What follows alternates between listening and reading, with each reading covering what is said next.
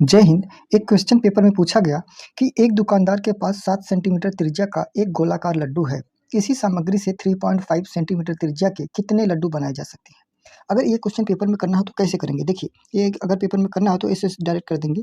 7 का cube equal to 3.5 का cube into n, number of laddu, कितने लड्डू बनाए जा सकते हैं। तो इसको लिख देंगे 7/3.5 का होल का क्यूब, यहाँ एन हो जाएगा। एक डेसिमल हटा के यहाँ जीरो लगा देंगे। 35 से कम 35, 35 दूना 70, 2 का क्यूब कितना हो जाएगा? 8 हो जाएगा। ये n इक्वल टू 8, यानी इतने लड्डू बनाए जा सकते हैं।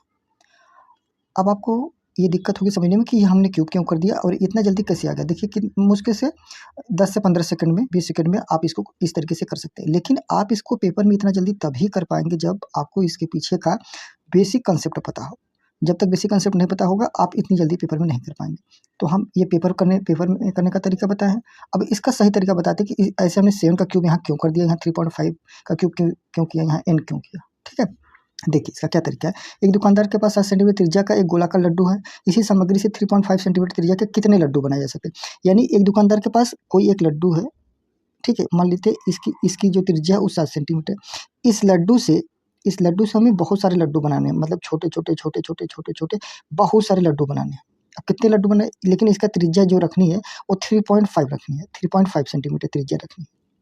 तो 3.5 सेंटीमीटर त्रिज्या रखनी है, तो इससे अगर ये 7 सेंटीमीटर त्रिज्या का लड्डू है, अगर इससे 3.5 सेंटीमीटर त्रिज्या के लड्डू बनाएंगे तो कितने लड्डू बनाए जा सकते हैं, यही क्वेश्चन पूछ रहा है। कभी भी ऐसा सवाल पूछे तो इस लड्डू का जो आयतन होगा इस लड्डू के आयतन के बराबर होगा।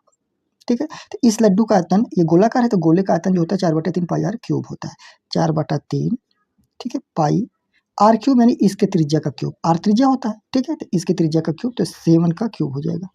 ठीक है, तो बराबर, क्योंकि इसी लड्डू से ये छोटे छोटे लड्डू बनाए जा सकते थे, तो इस लड्डू का जो आयतन होगा इस लड्डू के आयतन के बराबर होगा, तो बराबर कर दिए हमने।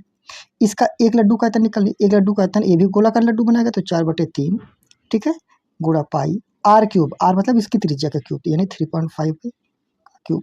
तो कह रहा है इससे इतने एक लड्डू से कितने छोटे छोटे लड्डू बनाए जा सकते हैं। अब हमको तो पता नहीं कितने लड्डू बनाए जा सकते हैं, अगर नहीं पता है तो मान लेते हैं n लड्डू अगर बना देंगे, ठीक है, इतनी त्रिज्या का, तो ये जो इतना लड्डू है इससे n लड्डू अगर बनाएंगे तो टोटल इतने लड्डू बन जाएंगे।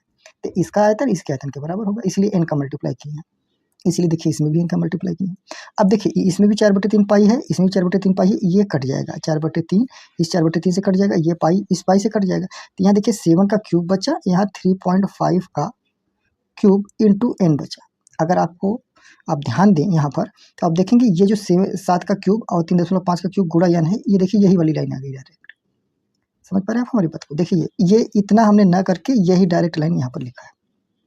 तो यहाँ पर अब आपको क्या करना है, पेपर में क्या याद रखना है।